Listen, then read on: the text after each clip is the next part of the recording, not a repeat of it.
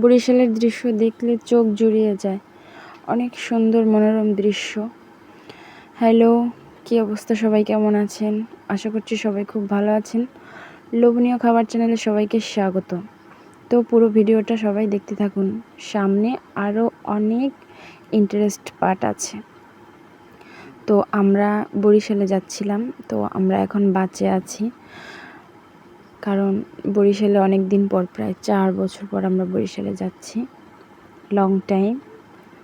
So এবার আমরা বাসটা এক জায়গায় দাঁড় হইছে, তো তখন আর কি কিছুটা ভিউ উঠায় নিলাম। তো এখন আমরা বাড়িতে চলে আসছি। আসার পর প্রথমে আমি গেলাম যে চারপাশটা একটু ঘুরে দেখতে গিয়ে যে দেখি একটা বাদাম গাছ আছে, যেখানে খুব কাঠবাদাম গাছ, খুব বাদামগুলো খুব ওগুলোর ভিতরে কেটে খেতে খুব ভালো লাগে। তো এখানে মাছ ধরার জন্য দুগর, জাল এগুলো রাখা ছিল।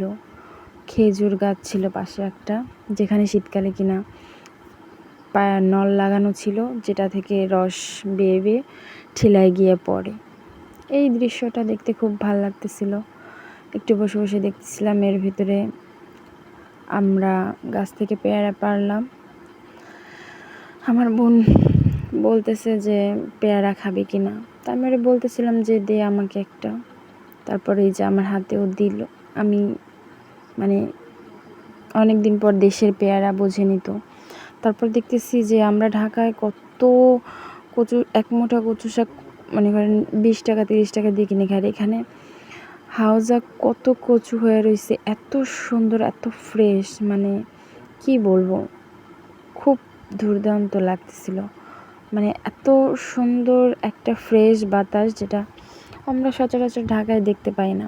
তো দেখলাম কলা গাছে একশোটা কলাও হয়েছে। এটা ছিল ছোট্ট একটা পুকুর আমাদের বরিশালে। তো এখানে একটা কি বলে, এটা ড্যাগ বলে বরিশালে। এই ড্যাগের পাশে দেখি ছোট্ট একটা বিড়াল দাঁড়িয়ে আছে। তো দেখতেছিলাম যে বিড়ালটা আসলে কি করে। বাড়িতে প্রচুর বৃষ্টি, কাদা, হাঁটা যাচ্ছে না। তারপর দেখি কতগুলো মুরগি, বললো নাকি যে এই মুরগিগুলো আমাদের। তারপর আমি একটু আসলাম ঘাটলায়। দেখছেন বরিশালের ঘাটলাটা কত সুন্দর। এই ঘাটলাটা এসে জাস্ট হাত পাও ধোয়ার জন্যই আসছি, কারণ এত দূর থেকে জার্নি করে আসলাম। এসে হাত পাও ধোয়ার আগে আমি আগে গেছি যে চারপাশের ভিউটা দেখি। তো আমাকে বললো যে হাত পাটা ধুয়ে আয়, ফ্রেশ হ, তারপর দেখ। তারপর আসলাম এই পেয়ারা গাছটা, যে বোনকে জিজ্ঞেস করলাম যে কোন গাছ থেকে পেয়ারা পারছস, তখন নিয়ে গেল। তারপর চোখে পড়লো ছাগলের ঘর, 2টা ছাগল ছিল। ওদেরকে আমি একটু ধরার চেষ্টা করছিলাম, কিন্তু পারতেছিলাম না। তার কারণ হয়েছে ওরা আমাকে পছন্দ করে নাই। এরপর ওই ছাগলটা সরে গেছে। এই ছাগলটাকে আমি অনেকক্ষণ ধরার চেষ্টা করতেছি। ওরে আমি ঘাস নিয়ে সারতেছি যে তুই একটু খা। ও কিছুতেই ঘাস খাবে না, হবেই না। তারপর আর একটাও আসতেছিল না। তারপর আমি কলপাড়ে চলে আসছি, যে কলপাড়ে ওই যে পুকুরের ওখান থেকে পা ধোয়া যাচ্ছিল না, আমি পড়ে যাবো, তাই কলপাড়ে আসছিলাম। কলপাড়ে এসে আমার চোখ গেল যে পাশে ডর ছিল, ডরে দেখতেছি অনেকগুলো হাঁস। ওই হাঁসগুলা এত সুন্দর করে নড় খেলতেছিল পানির ভিতরে। আমার দেখতে খুব ভালো লাগতেছিল, কারণ অনেক দিন পর এই দৃশ্য দেখতেছি। আমার খুবই ভালো লাগতেছিল। তাই আমি মনের আনন্দে একটু ভিডিও করতেছিলাম ডরের। এই যে ডরের ছোট্ট একটা ভিউ আপনাদের কাছে। আর এখানে আমাদের বাড়িতে অনেকগুলো খেজুর গাছ ছিল, চারো সাইডে এত পরিমাণ খেজুর গাছ, আপনাদের কি বলবো আমি। আমার খুব ভালো লাগতেছিল। এর ভিতরে থেকে বোন আরও অনেকগুলো পেয়ারা নিয়ে আসছে। দেখেন, এই আরও একটা খেজুর গাছ পানির ভিতরে কেমন বেঁকা হইয়া। পরে চলে আসলাম। আমার ভাবি বলতেছে যে খাবার দাবার রান্না শেষ হয়েছে, ভাতটা আমি ভাত বাড়তেছি। বুন্ডি বলতেছে আচ্ছা ঠিক আছে বাড়ো। পরে এই যে আমার ভাবি ভাত বাড়তেছে। এবার ভাতটা বাড়া হয়েছে, আমার ভাইয়ের ছেলে স্কুল থেকে আসছে। ওই যে মাটির চুলায় রান্না হইতেছে, মানে অনেক দিন পর আমরা মাটির চুলায় রান্না খাবো। এটা যে কি মজা, এটা যারা খাইছে তারা বোঝে। তো এখানে মাটির চুলায় ডাল রান্না করা হইতেছিল, কারণ আমরা আসছি, এত ভারী খাবার খাবো না, শরীর খারাপ হবে, তার জন্য একটু হালকা পাতলা খাবার খাবো। তাই একটু ডালটা ওখানে মানে রান্না করতেছে। তো আমি এখানে মানে ভাবি বারবার এসে ডালটা ঘুটাই ঘুটাই দেখতেছিল। এর ভিতরে আবার কী দেওয়া হয়েছে জানেন? বরিশালের বিখ্যাত আমরা দিয়ে ডাল। ভাবি আবার মানে লবণ চেক করতেছে যে লবণ হয়েছে কিনা। পরে ভাবি বলতেছে শুধু ডাল দিয়ে তো ভাত খাওয়া হবে না, যাও একটা ডিম নিয়ে আসো। পরে আমি বললাম কোত্থেকে ডিম নিয়ে আসবো? তখন বলে যাও না তুমি ওইখানে, যাই দেখো মুরগি আছে, মুরগির খোপের ভিতরে ডিম আছে। পরে আমি ভাবি আবার বলতেছে বন্ডি এখানে তোমাদের জন্য একটা রোয়া মুরগি রাখা হয়েছে, যেটা আমরা জবাই দিয়ে খাবো কালকে। তো ওই যে ভাবি ডিম বার করবে খোপের ভিতর থেকে। আমি বলতেছিলাম যে এই মুরগির ভিতরে কোনটা, ভাবি বলতেছিল এই যে যেটার ঢাকায়া মুরগি বলে, এই গলা সেলাইনা মুরগিটারে ঢাকায়া মুরগি বলে, এই মুরগিটা নাকি কালকে জবাই দেওয়া হবে। ওই দেখেন ওই যে ডিমটা চলে আসছে, এই যে দেশি মুরগির ডিম। এখানে কোনো ফিড বলেন কিছুই না, কুড়ো খাওয়ানো হয় এই মুরগিকে। এই ডিম বের করে নিয়ে আসছে, এই যে একটা, কারণ আরও কয়েকটা বের করে আনতেছে, কিন্তু এখানে একটাই ভাবি বের করে নিয়ে আসছে। তো ভাবি বললো চলো ভাইজা ফেলি। তা আমি বললাম পিঁয়াজ মরিচ দিয়ে এত কষ্ট করে ভাজার দরকার নেই, পোচ করেই দাও। মানে আমার 2 ছেলে তো আবার পেঁয়াজ মরিচের ভাজা খেতে পারে না। পরে ওখানে ডিম ভাজা শেষ, ভাবি বললো পাতিলটা ধুয়ে ফেলি, কারণ প্রচুর কালি তো, ঘরে নিলে আবার কালি হয়ে যাবে।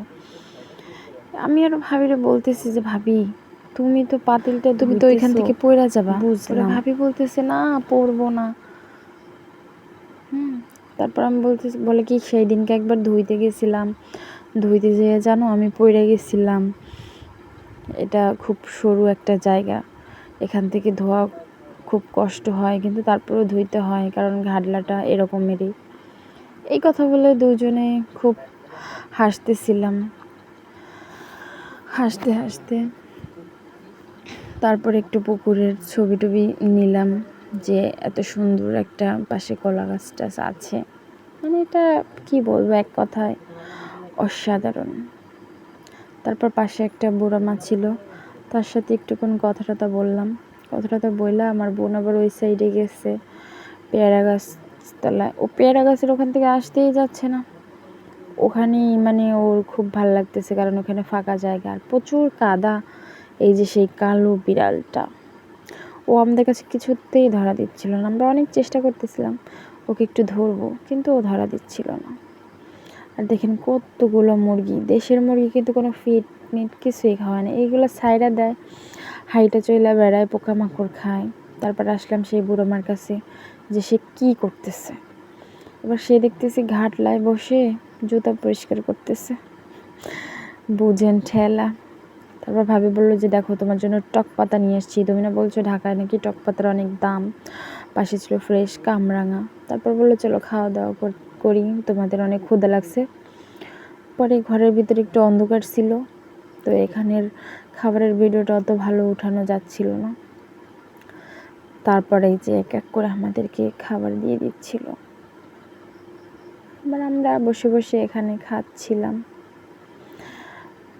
বসে বসে এখানে মানে খাবো, তাই ওই যে সেই ডিম ভাজা পোস্ট করে দিচ্ছে, আরও একটা করলা ভাজি বানাইছিল, ওই ডাল করলা ভাজি আর ডিম ভাজা দিয়ে ভাত খাবো। এখানে আমার ভাইয়ের মেয়ে ছিল, ও আবার বলতেছে আমি হাত দিয়ে ভাত খাবো। ও আমার ছেলেরও ছোট, তারপরেও হাত দিয়ে ভাত খাবে খুব শখ। আর ভাবি সবাইকে দিয়ে দিচ্ছিল খাবারটা। তারপর ওই যে আমার বোন, ও আর ক্ষুধা সহ্য করতে না পেরে ওই আগে ভনি করে দিচ্ছে। তো আস্তে ধীরে আমরা এভাবে করে খাচ্ছিলাম, গল্প করতেছিলাম, অনেক দিন পর দেখা, অনেক গল্প করতেছিলাম। ভাইয়া বলতেছিল যে এতটুকুই করতে পারছি। তারপর আমি ভাইয়ারে বলতেছিলাম যে ঠিক আছে, কারণ এত দূর জার্নি কইরা আইসা ভারী ভারী খাবার খাওয়া যাইতো না, এটাই ঠিক আছে। পাশে ছিল নাগা মরিচ, বরিশালের, মানে সেই ঝাল ছিল মরিচটায়। তো ভাবি বারবার বলতেছিল যে কেমন হয়েছে খাবার, আমি বলছি না ঠিক আছে, খুব ভালো হয়েছে। তারপর ভাই বলতেছে, এবার ভাবি বলতেছি যে ভাইয়া খাবে না, পরে বলতেছে হ্যাঁ। এখন পরে ভাইয়াও চলে আসছে, ওই যে শেষের খাবার নিয়ে গেছে, আর আমরা এখানে করলা দিয়ে খাচ্ছিলাম। এবার করলা দিয়ে খাওয়ার পরে আমরা এবার আবার বোনরে একটু ভিডিও করতেছিলাম, ও ওই যে ডিম দিয়ে করলা দিয়ে খাচ্ছিল। অনেক হাসাহাসি করতেছিলাম, কারণ অনেক দিন পর দেশের বাড়িতে আসছি, কত কথা জমানো আছে, সব কথা বলতেছিলাম। তারপর খাওয়া দাওয়া শেষ হয়ে গেল, ভাবি প্লেট সব গোছাচ্ছিল ধোয়ার জন্য, আর বলতেছিল ভাত নিবা, আমি বলছি না আর নিব না, আমার এইটুকুই হয়ে গেছে। তারপর খাওয়া দাওয়া শেষ, ভাবিরে বললাম যাই এবার আমার বাবার বাড়িতে যাই। তো এই যে দেখেন, যেদিকে তাকাই সেদিকেই সবুজ, এখানে হলুদ লাগানো হয়েছে, আর ঢাকায় আমি এক টুকরো হলুদ কিনা মুখে লাগাবো তাই কতগুলো টাকা দাম নেয়। চারি সাইডে কাদা কাদা, যার কারণে এই বাঁশ লাঠি গ্রামের বাড়িতে যা হয় সব দিয়ে রাখছে। আমরা এই পাশ থেকে যাচ্ছিলাম, আর যাওয়ার সময় দেখতেছিলাম আমার দাদার ঘর,